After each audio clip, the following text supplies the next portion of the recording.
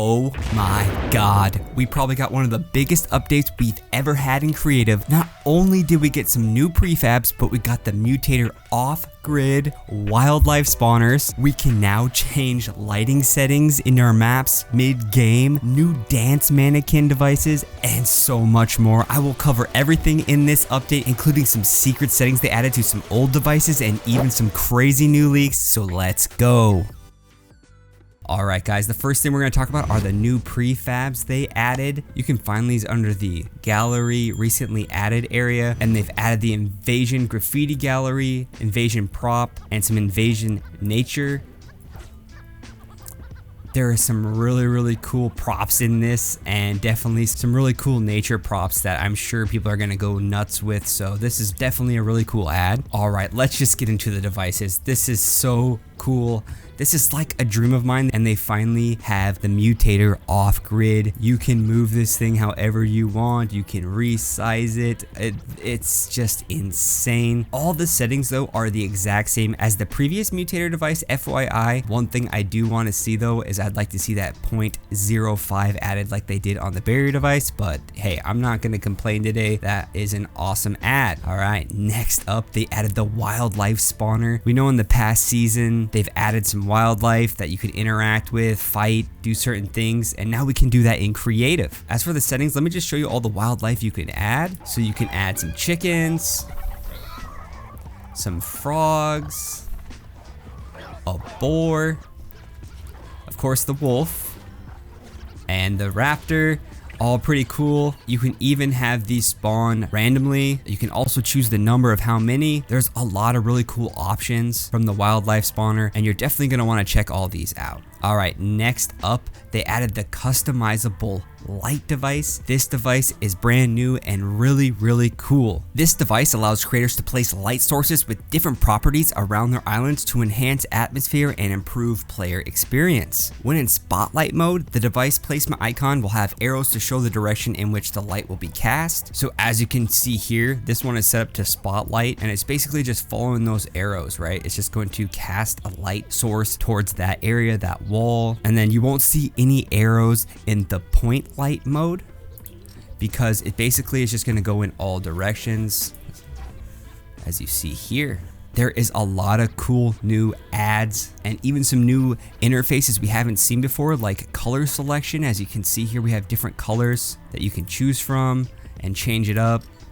There's so many options in this, including a party. You can make it strobe. You can make it act like wind or environmental. You even have options for casting shadows. Again, you can turn all these on or off or toggle them. This is a really cool ad, and it's just going to bring more immersion to our maps. Alright, you guys. Next up, this device is probably the #1 ask for most creators, and that is a device that you can actually change the light settings mid-game, and we got that finally with the brand new Skydome device. This device is amazing, and there's so many uses for it. Let me just show you guys. So these are the settings for the Skydome device, and you can change the different light sources by sun or by moon. Just look at this. Look at, there's the sun. And then there's the moon. How cool is that? It looks so cool. And again, we have that new user interface where you can change different colors. So you can make different scenes. I mean, this is just so cool. You can change even different colors of your map. So check this out. We'll just change the middle color. So you can kind of see the middle is red, the top still is our other color, and the bottom is still white. There is just so many cool features with this, and of course you can enable and disable this, which means you can change your scenes mid-game, or even give people the options if they want a night or day while they're 1v1ing or box fighting or whatever it is. This device is amazing, and I'm actually probably more excited about this device than maybe even the Mutator off-grid. But we're not done yet, you guys. I actually have a really cool tip for all creators to use this device, and it's going to really help us with our workflow in building. And what's really cool about this device is you can actually set up your game mode lighting however you want it. So let's just say we want it really dark. All right, this is how we're going to want our game to be. So let's just set this to gameplay only. All right, cool. So when that's set up, we're not going to really see how it is. Now, I know all creators, when they're creating their map, they want it really bright, right? So you can see everything, but that necessarily might not be the light settings you use when you publish your map. But check this out, you guys. You can actually just make another copy of this device, set this to create only, and you can brighten up the map as much as you want, right? You can just really brighten up your map so you can see everything while you're creating and dial it in. And what's great is if you were to start your game, it's going to actually use the settings you want for your game start. When you go back into creative to start adding to your map or fixing to your map, it's going to be bright again. Anyway, I just thought that's really cool. I hope that tip really helps you all out. Last thing I do want to note as well is your light settings that you have as default, this device will always override it if it's set to all or gameplay. So just keep that in mind. All right, let's move on. Next is the dance mannequin. I know this has been leaked in the past and we finally have it. It's really cool. You can change different skins. You can change what type of emotes they're doing. You can change the colors, the hues. You can make it strobe.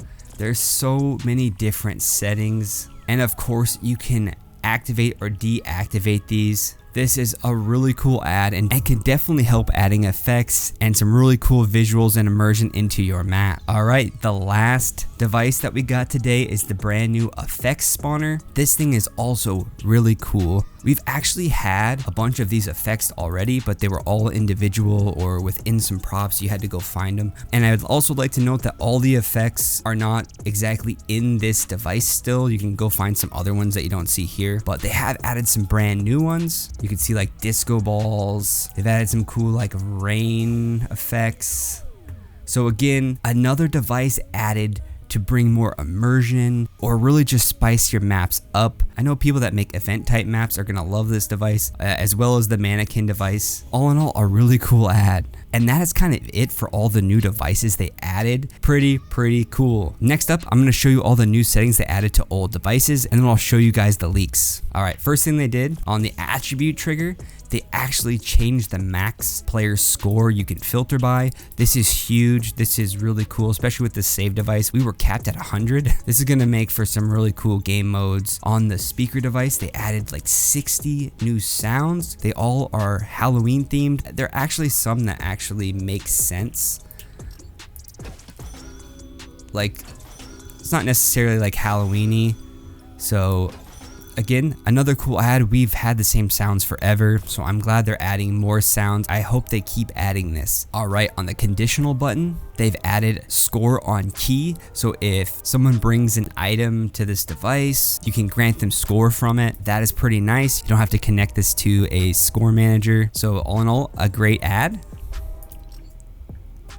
On the teleporter, they've added Skydive after teleport setting. So basically, if you just put one up in the air and say you use the teleporter, you're gonna immediately teleport and start skydiving. Pretty cool, just something to know, keep in the back of your mind. On the matchmaking device, they've added a new setting. So before, we can only join a party and be with other people, but now you can actually play privately if you'd like. That's definitely a good quality of life improvement. All right, and the last setting change is on the class selector. You can now turn display visual effects on activation to off.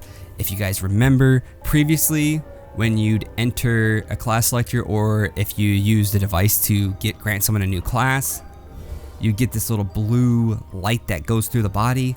Now you won't see it at all. It won't give them any indication, so it's a little more inconspicuous. It's kind of nice. So again, a really cool ad. All right, let's get right into the leak. A sword, you guys. Oh my gosh, a new sword could be coming to creative. We even got some settings.